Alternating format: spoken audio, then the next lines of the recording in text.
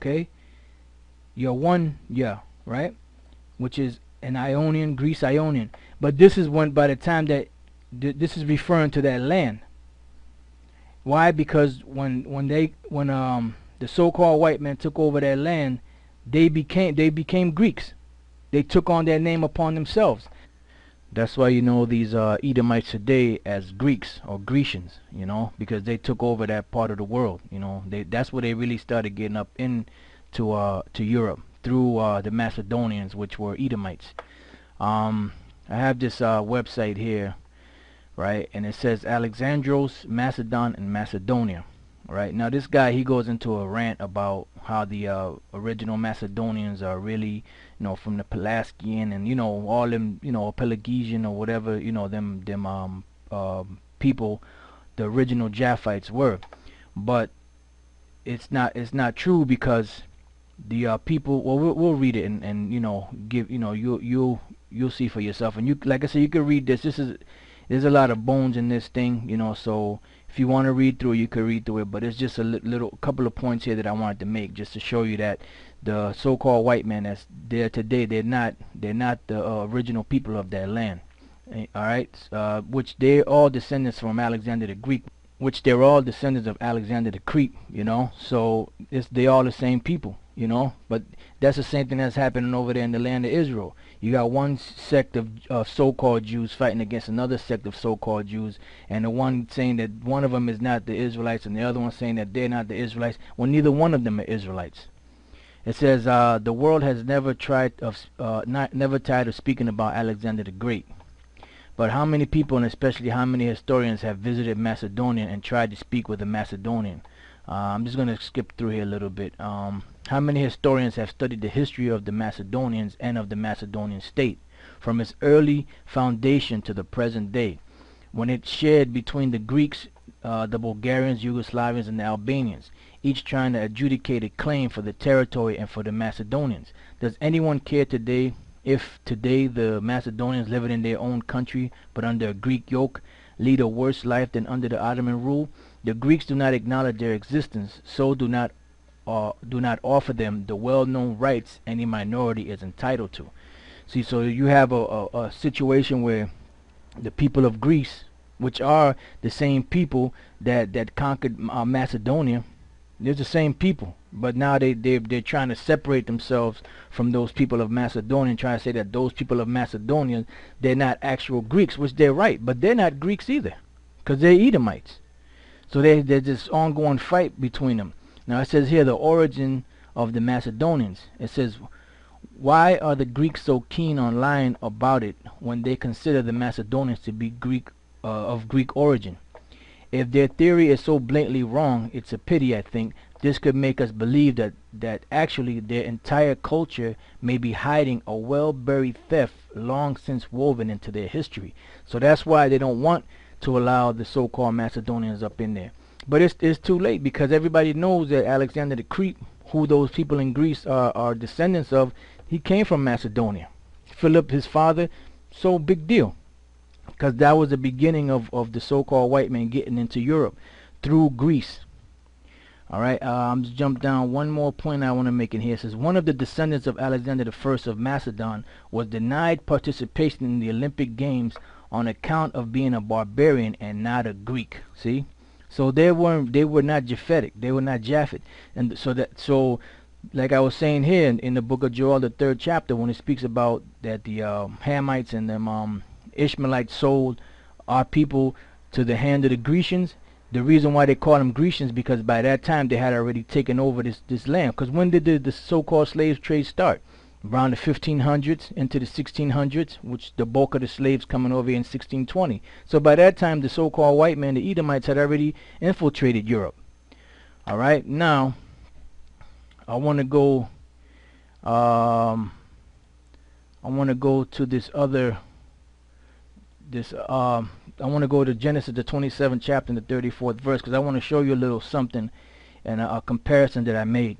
It says Genesis 27:34, and when Esau heard the words of his father, he cried with a great and exceeding bitter cry, and said unto his father, bless me, even me also, O my father.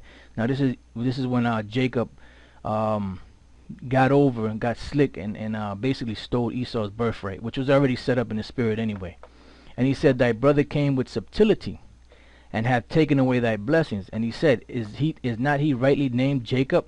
For he hath supplanted me these 2 times. He took away my birthright, and behold, now he hath taken away my blessing. And he said, hast thou not reserved the blessing for me?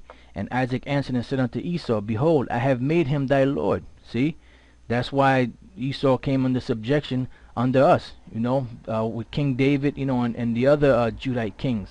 And all his brethren have I given to him for servants.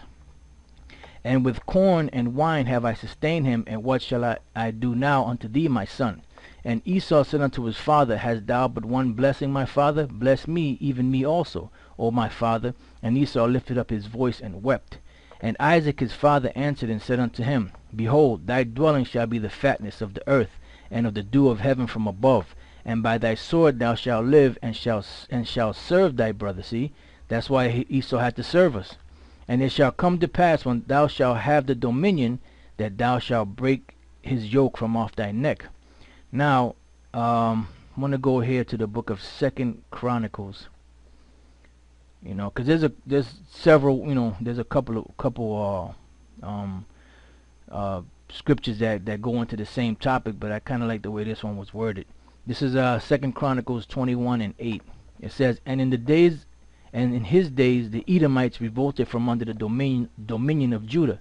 So this is the fulfillment of the prophecy in Genesis the 27th chapter, where Isaac told Esau, it says, and by thy sword thou shalt live, and shalt serve thy brother, and it shall come to pass, when thou shalt have the dominion, that thou shalt break his yoke from off thy neck. So it says, in his days the Edomites revolted from under the dominion of Judah, and made themselves a king. See, so they made themselves a king.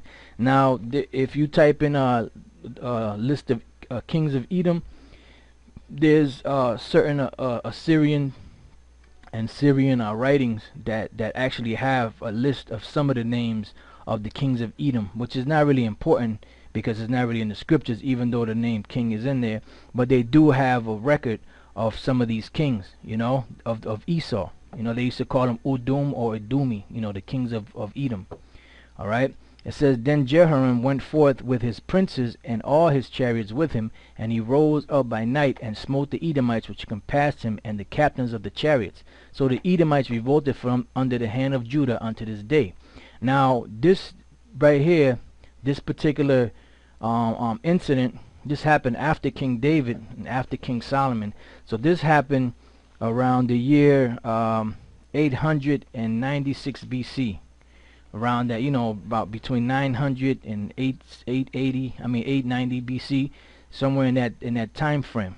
All right, that's the time when Esau revolted from under the hand of Judah. And you better believe that the Edomites did not stay in the land of Idumea. They were all over the place. They moved. When they were being persecuted, some of them ran. I mean, there's no like straight document right now that proves that, but I bet you if you dig hard enough, you'll find something like that. Now this, keep in mind, it took place around between 900 and 890 BC, around that time period, right? Now when you look up the word or the list of the kings of Macedon, right, it says here, Macedon, also known as Macedonia, was an ancient kingdom centered on the present day region of Macedonia in northern Greece. Right, so now when you look through here, it gives you a time period of the kings that ruled in Macedon, beginning with this guy Caranus, 808 to 778 BC. You see, so this is close to the time. This is maybe about a good 90 years after Esau revolted from under the hands of Judah. So it's very possible that these kings here that ruled in Macedon, because as you go, if you scroll down through here, you're gonna see where we just read about this guy Alexander the First. It said one of his descendants was denied access to go into the Olympics because he was not a Greek, because they knew something. And then as you scroll down through here some more, you'll find out what Philip II. This is the king of Macedon. This is Alexander the Great's father, and then you see Alexander III the Great. So they were Macedonian kings. So it's possible that this guy, because the time periods match. perfect, you know, with the time when Judah revolted from the hand. I'm sorry, when Esau revolted from under the hand of Judah, and you know they didn't stay there because they had kings, so they moved about. So it's very possible that this guy here could be the first link of Esau taking over Europe, or it could be that some of these beginning kings here were actually Japhites, which were dark-skinned people, and down the line somewhere, maybe here or whatever, they could have inserted themselves like they did in Europe after King James I, you know, on down the line. With I believe it was Queen Victoria was the last Jake that ruled in England, you know, and the same thing with the other kings, and they just inserted themselves in there and made a proclamation that they were the new people. So it's possible that that could be the case here, or it could be the case that all these kings here were actual Edomite kings, because the time frame links up. All right, so I just wanted to bring out that little tidbit, you know, because that kind of ties in to the lesson, because that's why it said that the Hamites and the Ishmaelites sold the children of Israel to the Grecians, because by that time, the time that was going to happen, the so-called white men, the Edomites, were going to be in the land of Greece.